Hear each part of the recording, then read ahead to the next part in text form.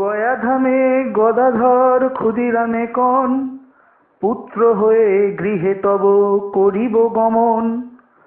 দরিদ্র বলিয়া কিছু ভাবিবার নাই, যাহা দিবে মহানন্দে খাবো আমি তাই। কামারপুকুরে আসার পর প্রায় বছর 20 হয়ে গেছে।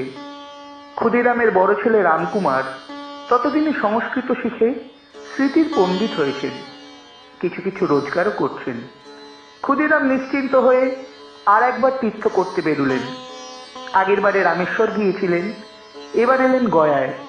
সেখানে অদ্ভুত এক স্বপ্ন দেখলেন গয়ার মন্দিরে গদাধর রূপে ভগবান তাকে দেখা দিয়ে বলছেন, আমি তোমার ঘরে যাব, তোমার ছেলে হয়ে যাব। ভগবান সন্তান হয়ে ঘরে আসবেন, ভক্তের কাছে কত বড় সৌভাগ্যের বিষয়। কজনের আর এই মহা সৌভাগ্য হয়েছে আজ পর্যন্ত? কিন্তু ক্ষুদিরাম ভগবানকে খুব ভালোবাসতেন তো, তাই নিজের সৌভাগ্যের কথা ভাবলেন না। ভগবানের কষ্ট হবে এই কথাটাই বড় হলো তার কাছে। তাই বললেন, আমার ঘরে এলে তোমার যে কষ্ট হবে ঠাকুর, আমি যে গরিব, তোমাকে ভালোভাবে খাওয়াতে পড়াতে পারবো না।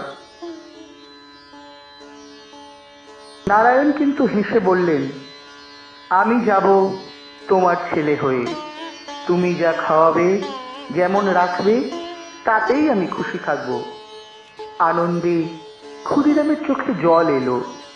পরমানন্দে বিভোর হয়ে ক্ষুদিরাম দেশে ফেরার পথ ধরলেন।